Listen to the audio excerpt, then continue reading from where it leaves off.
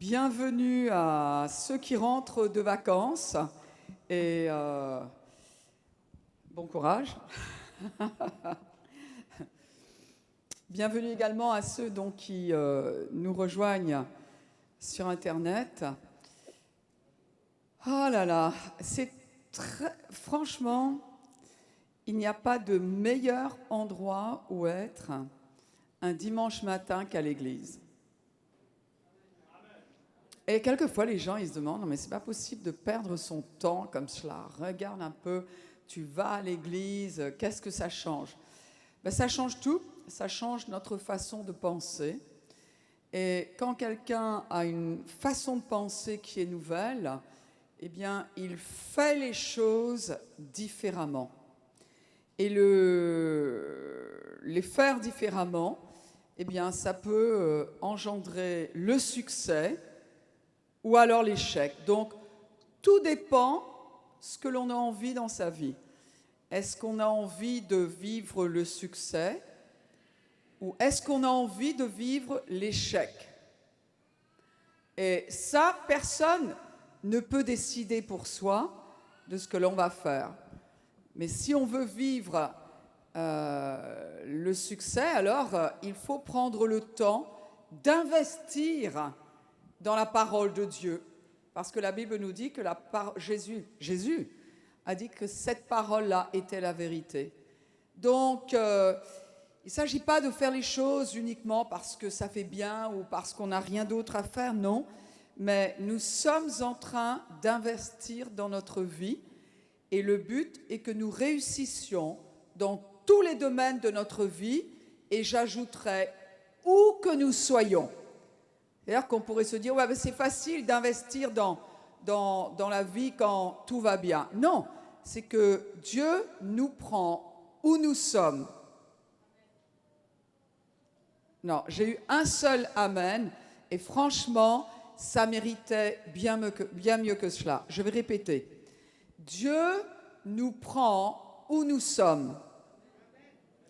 Et à partir de là, quand on reçoit sa parole, eh bien, il nous élève. C'est-à-dire qu'il n'y a aucune situation qui soit trop difficile pour Dieu. Dieu ne veut pas nous laisser où que nous soyons, même si nous pensons avoir tout raté, ou même si nous pensons avoir réussi dans la vie. Parce que le mot « réussite » est un mot que l'être humain ne comprend pas tant qu'il n'a pas la définition de Dieu.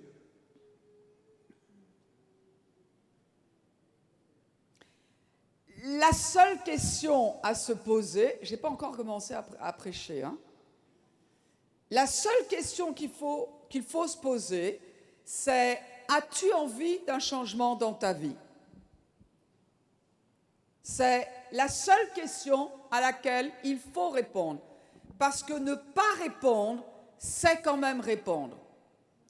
Ne pas répondre, c'est dire « non, je ne veux pas de changement dans ma vie ». Alors évidemment que si on regarde nos propres ressources, si on considère peut-être notre, je sais pas moi, QI, si jamais quelqu'un l'a calculé, nos diplômes, ce qu'on a en banque, les noms que l'on connaît, on peut dire « moi, tu sais, j'y arriverai jamais ». Ça n'est pas ce que je suis en train de dire. Ce que je suis en train de dire, c'est que Dieu a la capacité de nous amener à un autre endroit dans la vie, mais il ne peut pas le faire sans notre accord. C'est-à-dire que Dieu nous prend là où nous sommes. Et il est celui qui nous amène là où il veut, parce que Dieu a un plan, une destinée pour notre vie qui ne dépend pas de ce que nous avons fait, de ce que nous avons dit, de ce que nous avons en banque, de qui nous connaissons, des diplômes que nous avons. C'est avec les ressources de Dieu, si nous acceptons de lui confier notre vie, il va nous amener à un autre niveau. Ce que je n'arrive pas à comprendre, c'est qu'il y a des gens qui soient contents de rester là où ils sont, qui vivent une vie médiocre, qui vivent une vie insignifiante. Insignifiante, ça ne veut pas dire qu'ils n'ont pas de valeur. Tout le monde a de la valeur. Mais une vie qui n'élève la vie de personne d'autre. C'est-à-dire qu'il y a tellement de gens qui vivent pour eux-mêmes.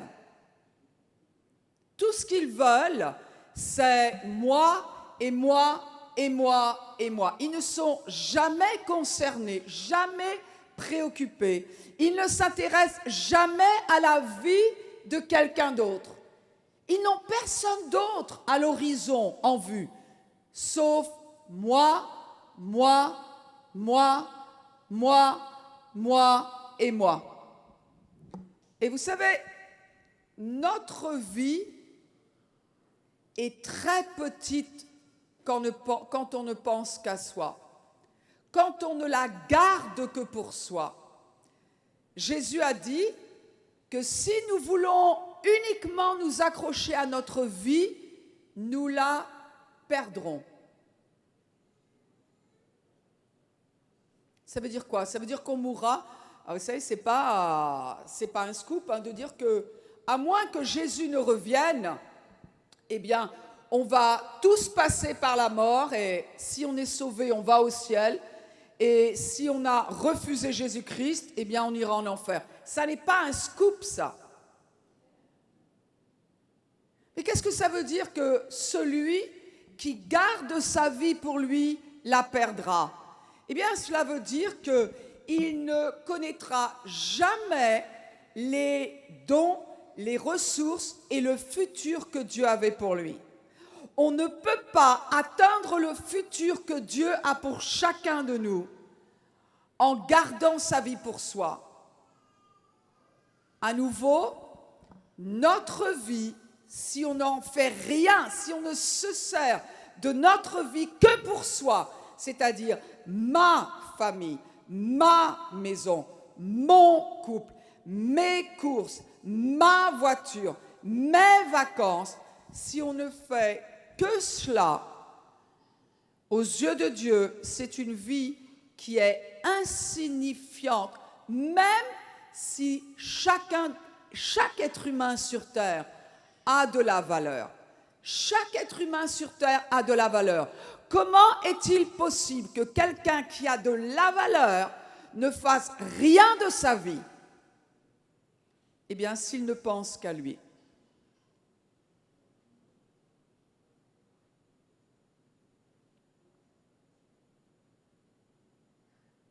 Alors moi, ce matin, à vrai dire, je pensais prêcher sur autre chose. Je sens que ça ne va pas le faire. Alors donc, on va tout de suite capituler.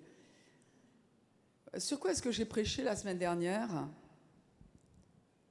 Bon, ne me vexez pas, ne répondez pas, je vais vous le dire. Sur le monde invisible. Sur le monde invisible. Est-ce que c'était intéressant? Excellent. À écouter, à réécouter, que nous comprenions que le monde invisible est plus réel que le monde visible. Et donc, j'allais prêcher un petit peu dans ce sens-là ce matin, mais ce n'est pas ce que le Seigneur a pour nous. Peut-être qu'il y a des personnes qui sont sur Internet et tout ce que ces personnes pensent à faire, c'est à enrichir leur propre vie. Vous savez, quand on ne cherche qu'à enrichir notre propre vie, Dieu ne peut pas nous donner tout ce qu'il a à nous donner. Parce que c'est quand nous cherchons à enrichir la vie des autres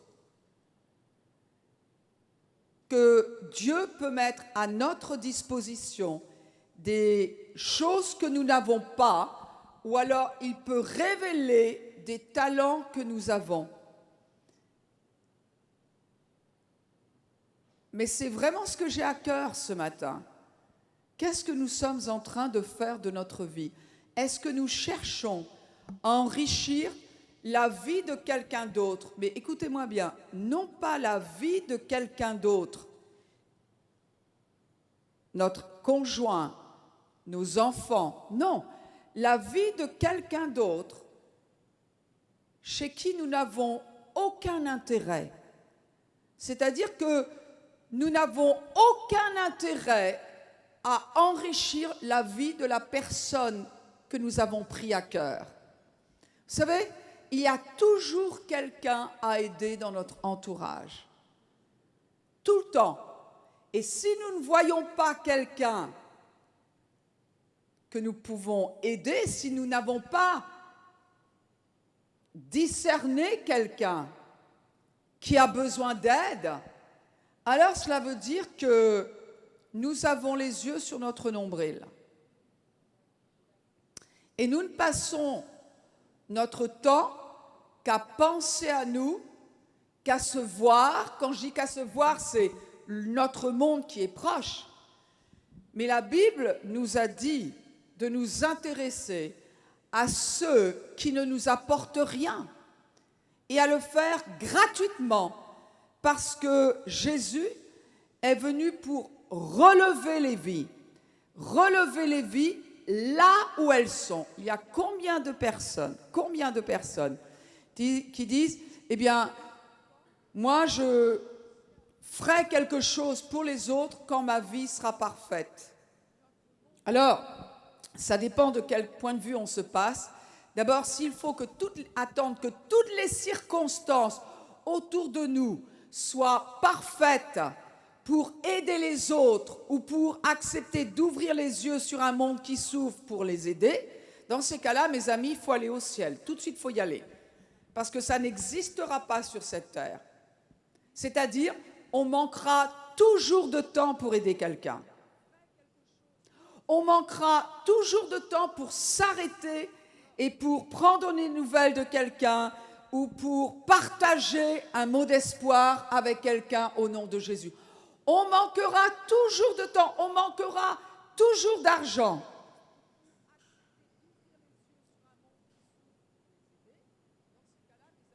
On aura toujours trop de travail. Oh, on risque d'avoir toujours des enfants. Je prends toutes les excuses que l'on présente à Dieu. Oui, mais tu comprends, il y a les enfants, il y a ci, il y a ça. Jésus est venu afin de donner un espoir à ceux qui en manquent. Jésus est venu pour relever notre prochain, mais il ne peut le faire qu'avec nos mains, avec notre bouche quand nous parlons, avec les oreilles quand nous acceptons de tendre l'oreille à quelqu'un qui a un poids sur le cœur et qui ne peut pas s'en défaire seul.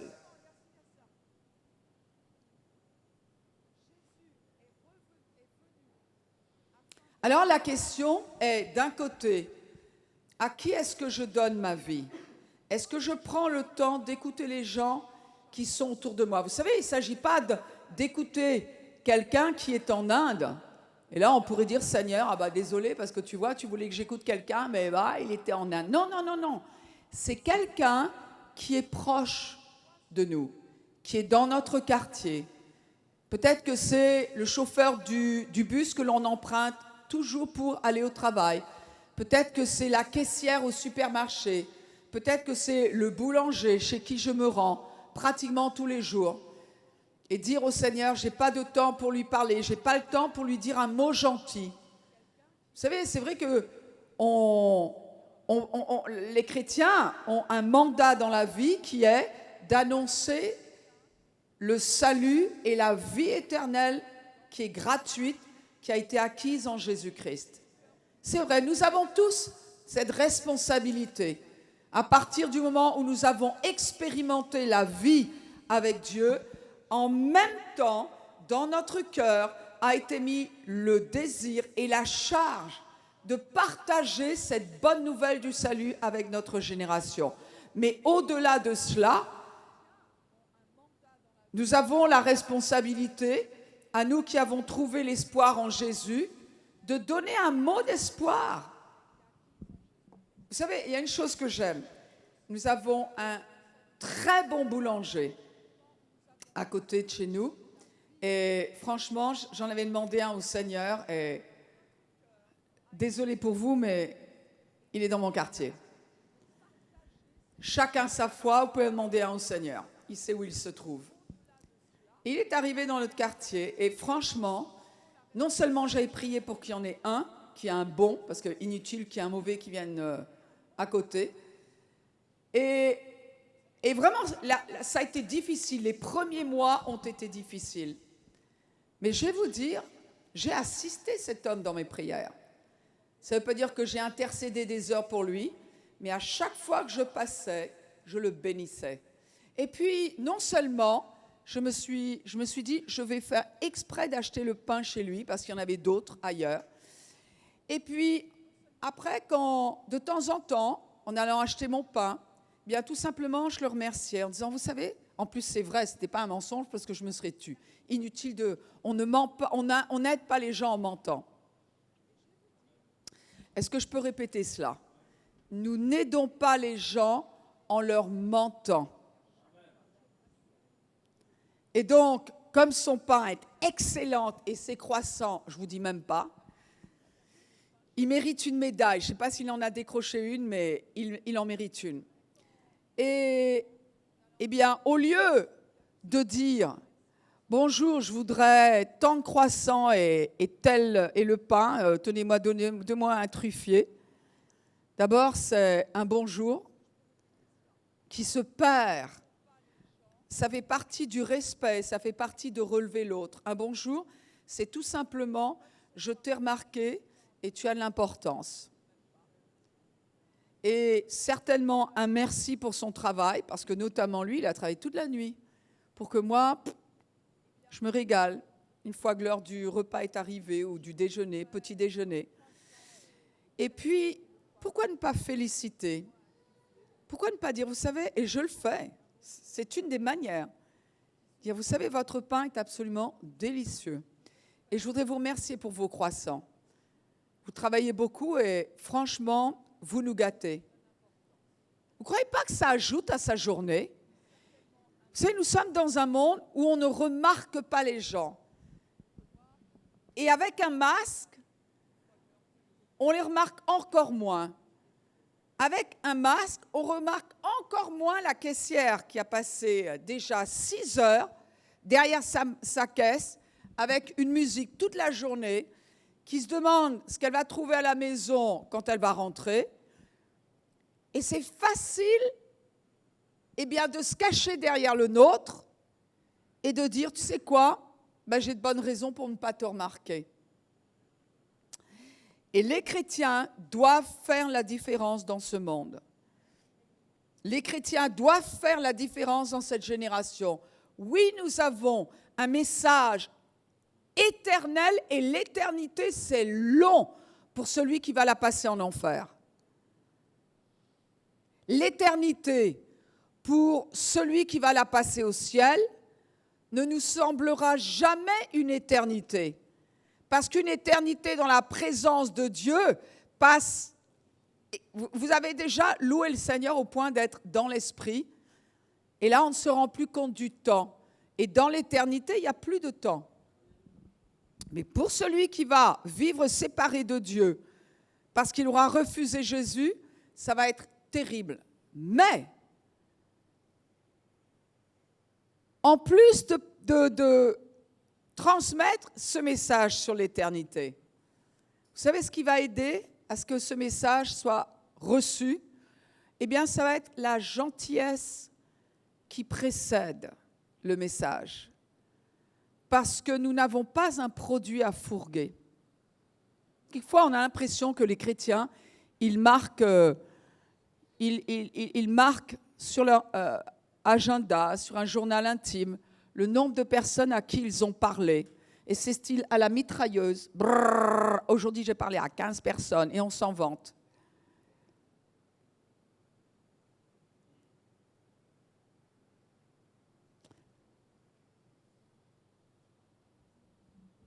On n'a pas un produit à fourguer, mes amis. C'est une personne à qui nous ressemblons. C'est cette personne-là que nous devons présenter à notre monde avec les caractéristiques de cette personne et que je sache, selon les Écritures et par expérience, Jésus est bon, Jésus s'attarde, Jésus est généreux, Jésus donne la vie sous toutes ses formes. Aller au restaurant et laisser un pourboire, un bon pourboire, ça marque. Ça marque. Dire merci à quelqu'un qui a travaillé pour nous, ça marque celui qui reçoit le merci. Et d'ailleurs, c'est valable pour les couples. Dire merci à l'autre, ça veut dire j'ai remarqué que tu existes, j'ai remarqué ce que tu as fait, plutôt que de le prendre pour argent comptant et de mal vieillir. Ça veut dire quoi? Ça veut dire prendre le temps de s'arrêter devant l'autre. Prendre le temps de s'arrêter et de se rappeler pourquoi nous sommes sur terre. Oui, nous sommes sur terre pour faire remarquer. Est-ce que Jésus a été remarqué par ses actes de puissance? Plutôt, est-ce que les foules ont suivi Jésus pour ses actes de puissance ou pour son caractère? Vous savez, quand les gens ont un miracle, s'ils n'ont vu que la puissance, ils ne servent pas Jésus. Mais quand les gens ont vu le caractère, là, on a envie de suivre quelqu'un qui est aimant. On a envie de suivre quelqu'un qui est patient. On a envie de suivre quelqu'un qui est respectueux. Et c'est ce Jésus-là qui se démontre à travers nous. Jésus ne se démontre pas à travers notre irrespect de l'autre, à travers notre ignorance de l'autre. On ne voit pas Jésus là. Jésus ne se révèle pas à quelqu'un à travers notre générosité, à travers notre nervosité, pardon. Jésus ne se révèle pas aux autres à travers nos fautes. Jésus ne se révèle pas aux autres à travers notre radinerie. Jésus ne se révèle pas dans ces cas-là. En revanche, c'est-à-dire tout ce qui appartient à notre ancien moi, à notre chair. En revanche, les autres remarquent Jésus à travers notre gentillesse, à travers le fait que nous réalisions qu'il y a quelqu'un derrière un masque.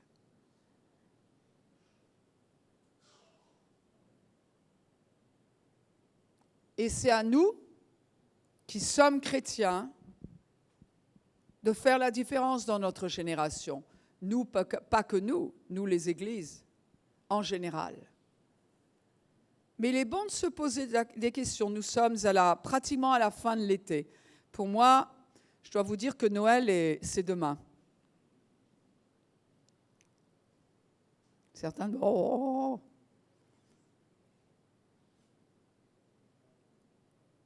Mais qu'est-ce que nous avons laissé derrière nous cet été? Quelle différence avons-nous fait dans la vie de ceux qui ne connaissent pas Jésus? C'est trop facile, ceux qui connaissent Jésus. Ceux qui ne le connaissent pas, quelle différence avons-nous fait? Alors, moi, je vous mets au défi, je nous mets au défi de prendre le temps de nous arrêter pour aider quelqu'un, pour relever quelqu'un, parce que personne n'est trop bas pour que Dieu ne puisse l'aider. Personne, vous savez, notre futur est trop haut. Le futur que nous avons en Dieu est trop haut à atteindre seul. Nous avons besoin des autres. Et je répète, où que nous soyons dans la vie, où que nous soyons dans la vie, nous pouvons, Dieu veut nous amener plus haut.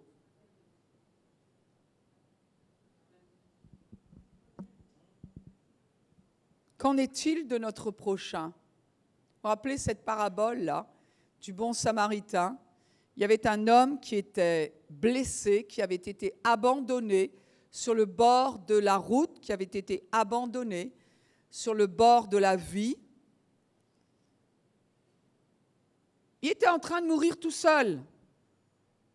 Il y a un religieux qui est passé. Il ne l'a pas calculé. Pourquoi? Peut-être parce qu'il était trop pressé à exercer ses devoirs religieux, qu'il n'avait même plus le temps pour celui pour qui Dieu était mort, Jésus. Il y avait quelqu'un qui était peut-être trop affairé, trop occupé par ses affaires. Il n'a pas eu le temps de le voir.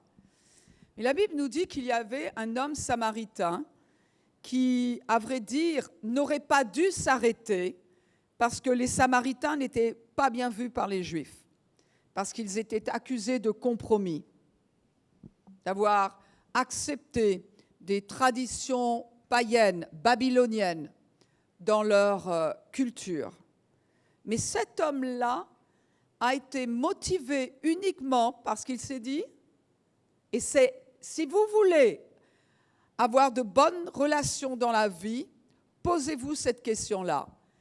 Qu'est-ce que j'aimerais que l'on fasse pour moi si j'étais à sa place? Ça, c'est le secret. Le secret qui nous empêche d'être égoïstes. Le secret qui nous force d'avoir les yeux sur quelqu'un d'autre au lieu de les garder sur soi. Si j'étais à la place de cette personne, c'est la question que ce Samaritain s'est posée. Qu'est-ce que j'aimerais que l'on fasse pour moi? Est-ce que je voudrais qu'on me laisse là dans mon coin? Est-ce que je voudrais que l'on me regarde avec mépris? Est-ce que je voudrais que l'on me donne un peu de temps? Est-ce que je voudrais que l'on me regarde? Est-ce que je voudrais que l'on me dise merci, moi qui ai bossé toute la journée et personne ne m'a remarqué? Je ne sais pas pourquoi, j'ai beaucoup les caissières et les guichetiers en tête. Hein. Peut-être qu'il y a des gens par Internet qui... Mais bien sûr que si nous étions à la place de telle ou telle personne, il y a des choses que l'on aimerait que l'on fasse pour nous. Alors Jésus veut les faire, mais il les fait à travers son corps. Jésus est la tête de l'Église et ça n'est qu'à travers son corps qu'il intervient. Et son corps, notamment, c'est... Hein? C'est qui? Voilà, nous, l'Église, oui, mais c'est moi. Moi qui suis né de nouveau. Voilà, nous avons un défi. Le Saint-Esprit nous a placé un défi pour cette fin de l'été. Et si nous avons le courage de dire au Seigneur, ouvre mes yeux pour que je voie autour de moi qui a besoin d'aide, afin que je lui insuffle l'espoir, afin que je lui apporte un mot d'encouragement, afin que je lui rappelle peut-être ce qu'est la gentillesse.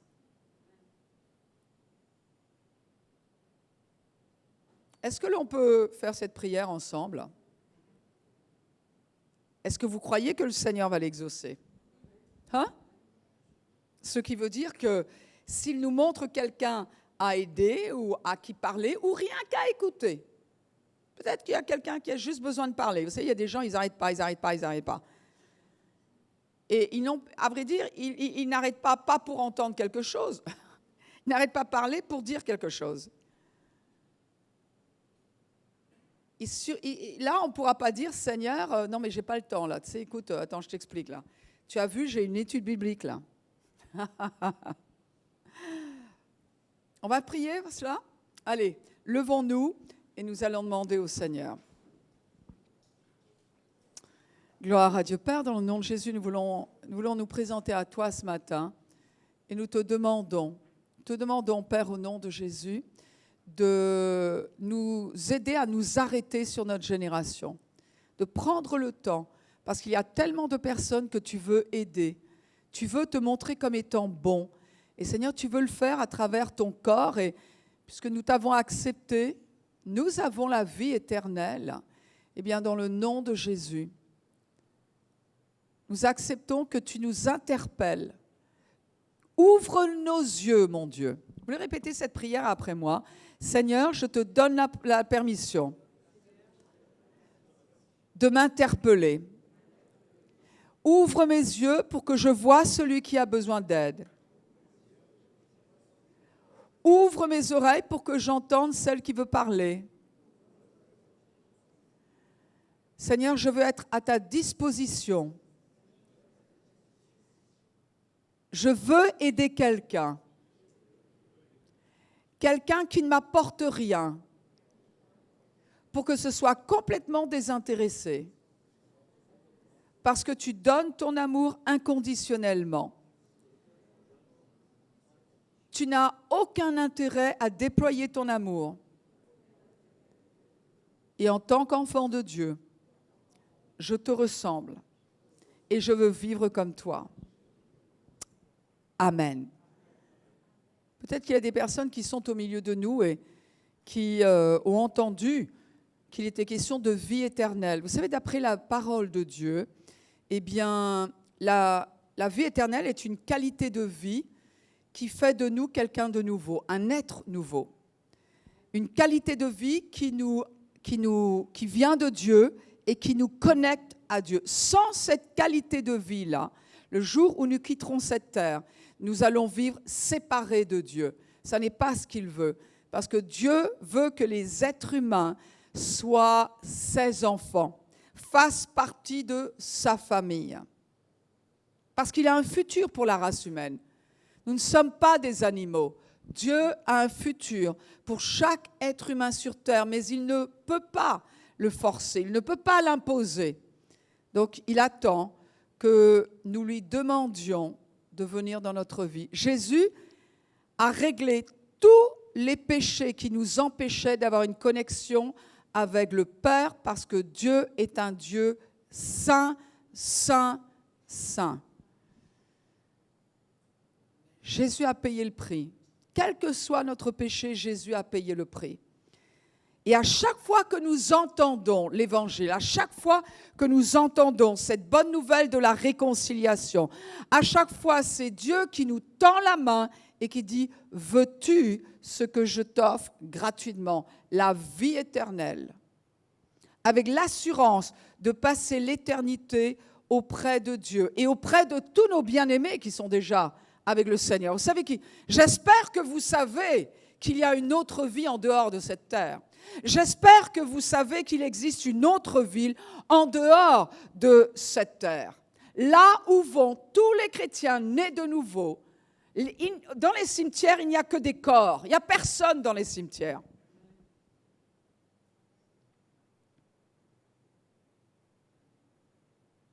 J'espère que vous le savez, ça. Alors, ma question est, qu'avez-vous choisi? Ne pas choisir, c'est choisir. Qu'avez-vous choisi? Avez-vous choisi Jésus et le pardon des péchés et en échange la vie éternelle de Dieu? Ou avez-vous choisi d'être comme une voiture sans carburant qui fait du surplace dans la vie?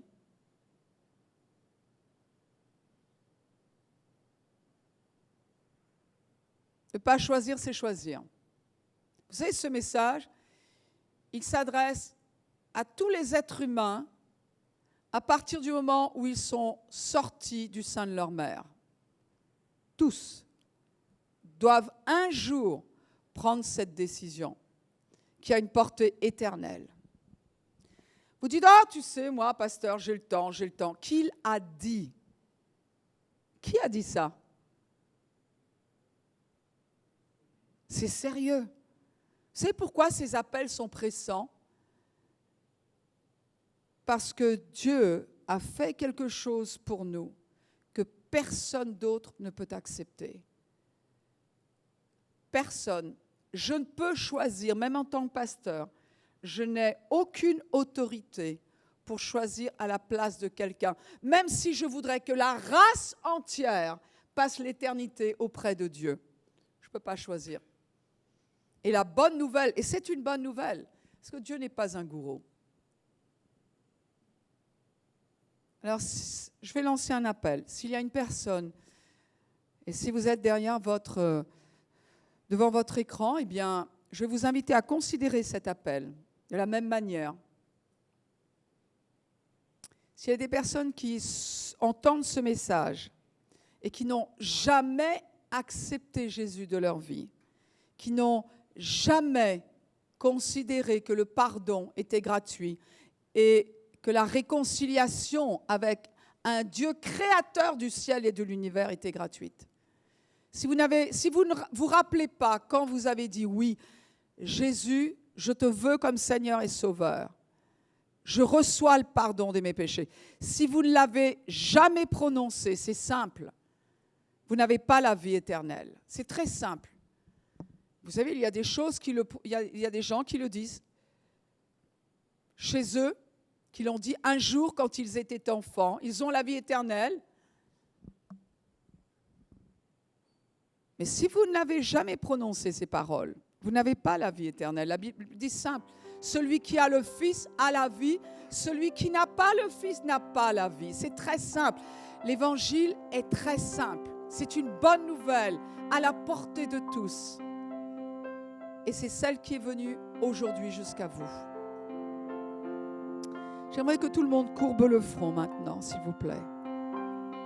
C'est la première façon d'aider son voisin. Tout le monde courbe le front, ferme les yeux. Il y a maintenant un instant, un moment de l'éternité où vous avez un choix à faire.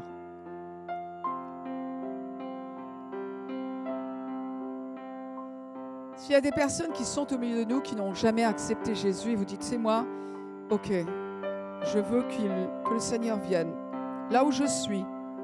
Peut-être ça va bien, peut-être ça va mal, peu importe, là où je suis. Et qui dit, moi, je veux Jésus, je veux cette vie-là. J'en ai besoin.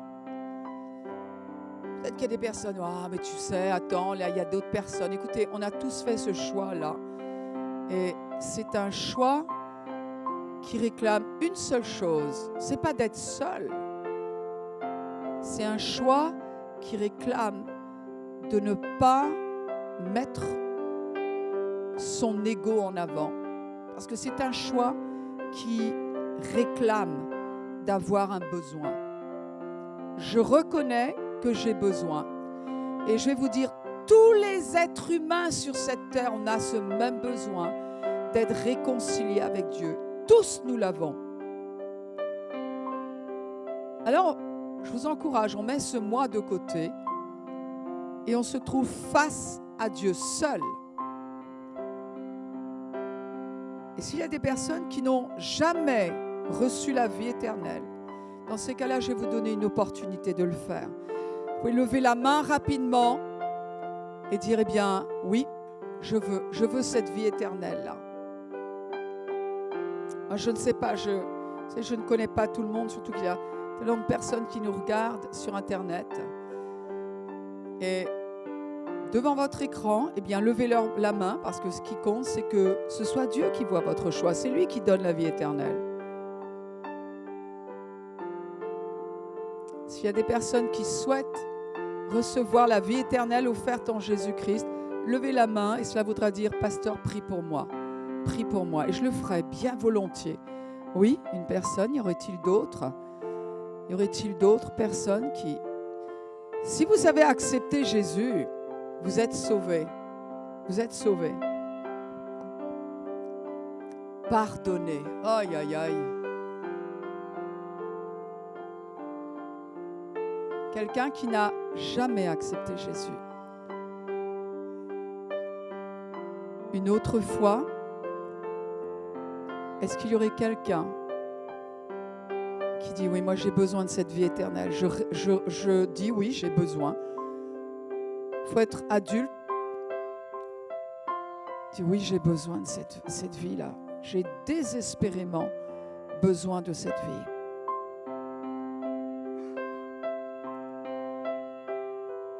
Gloire à Dieu. Gloire à Dieu. Donc ça veut dire que tout le monde va au ciel.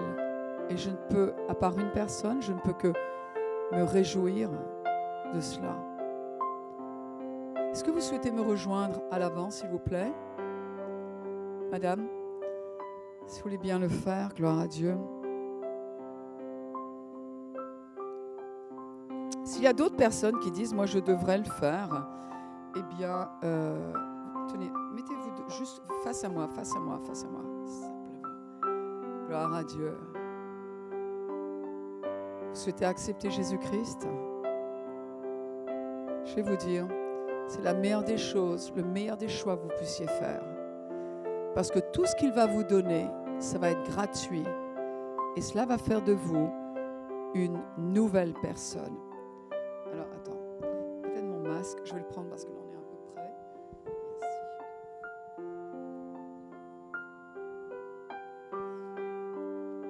Vous voulez répéter cette prière après moi? Tout le monde peut répéter cette prière après moi. Comment vous appelez-vous, votre prénom? Comment? Wissan, c'est joli. Alors cette prière, si vous voulez la répéter après moi, elle n'a rien de, elle n'a rien de magique. Hein. Mais si ce que je dis correspond à ce que vous croyez, eh bien Dieu va entendre vos prières et directement, il est celui qui va vous toucher. Vous avez compris? Prions ensemble. Mon Dieu, je viens à toi tel que je suis. Humainement, je n'ai rien à t'offrir. Mais j'ai compris ce que tu veux me donner. Aussi, je reçois le pardon de mes péchés. Pour tout ce que j'ai fait de mal et pour ce que je n'ai pas fait de bien. Et tu me pardonnes généreusement. Je crois que Jésus-Christ est mort à la croix, à ma place. J'aurais dû être sur cette croix. J'aurais dû payer. Mais Jésus-Christ a réglé ma facture. Et aujourd'hui, ma dette avec Dieu est à 0. Jésus-Christ, sois mon Seigneur et mon Sauveur. Je reçois la vie éternelle, la vie même de Dieu, qui fait de moi une nouvelle créature. À partir de maintenant, je fais partie de la famille de Dieu. Je passerai l'éternité avec Dieu, auprès de mes bien-aimés. Mon avenir est assuré. Mon Dieu, mon Père, révèle-toi à moi. Montre-moi ce que tu veux pour moi. Fais du bien à ma famille. Pourvois à tous nos besoins. Dans le nom de Jésus. Amen.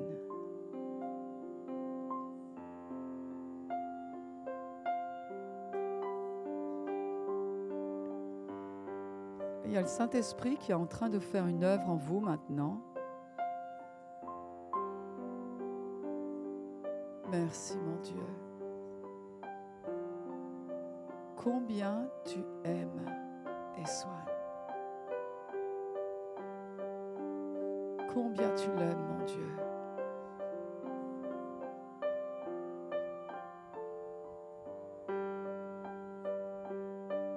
Merci, mon Dieu, de toucher son cœur, Seigneur.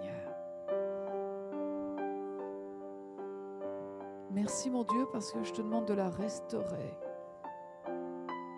Je te demande, Seigneur, que les dons et les talents qui sont en elle les découvre. Merci pour ces idées nouvelles qu'elle va avoir. Merci, Père, dans le nom de Jésus. Amen. Gloire à Dieu. Vous pouvez retourner à votre place. Sentez la présence de Dieu, là. Seigneur, nous te remercions pour ta présence maintenant. Puisse chaque personne présente physiquement ou devant son écran, dans le nom de Jésus, expérimentez la puissance du Saint-Esprit maintenant. Seigneur, les personnes qui ont des problèmes au cœur, je te demande dans le nom de Jésus de guérir les problèmes cardiaques. Seigneur, nous nous tenons devant toi pour que tu nous fasses du bien. Fortifie les cœurs, mais également ceux qui ont le cœur brisé, dans le nom de Jésus. Merci Jésus, pour une œuvre qui est grande, qui est grandiose. C'est toi et chacun de nous, mon Dieu.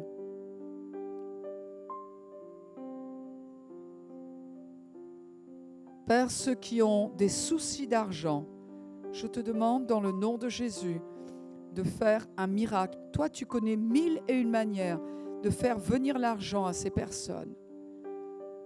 Dans le nom de Jésus, tu pourvois à leurs besoins. Et je te demande de leur donner la faveur. Arrange toutes les circonstances de leur vie afin que leurs besoins soient pourvus.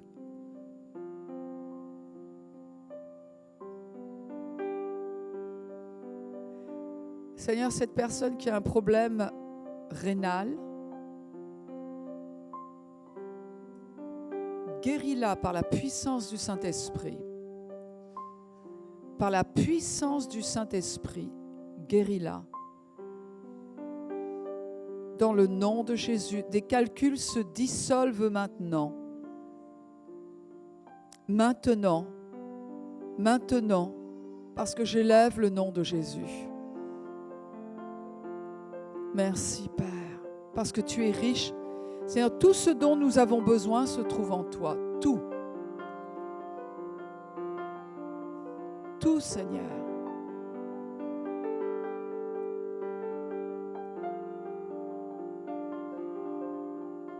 Seigneur, je te demande de visiter tous les enfants, tous les bébés qui sont devant nous, devant toi, là maintenant, ici ou par Internet. Je te demande dans le nom de Jésus de poser ta main sur eux. Et Jésus, je vois que dans les Écritures, tu poses ta main sur les enfants pour les bénir. Dans le nom de Jésus, je te demande de pourvoir à ce dont ils ont besoin. Merci pour cette onction, Seigneur. Merci pour ces bébés. Merci pour ces nourrissons. Merci pour ces enfants qui sont dans le sein de leur mère, cachés dans le sein de leur mère. Des dames par Internet, dans le nom de Jésus, soyez fortifiés. Fortifiés au nom de Jésus, rafraîchis par la présence de Dieu.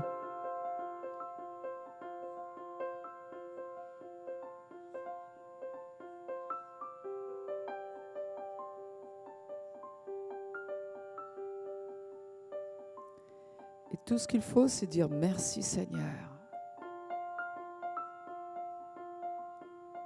Merci Jésus. Parce que tu prends soin de ton Église.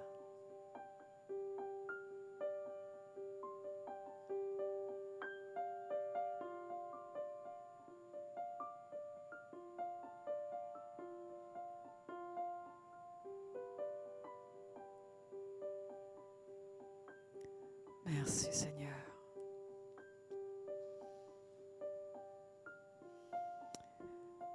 Gloire à Dieu.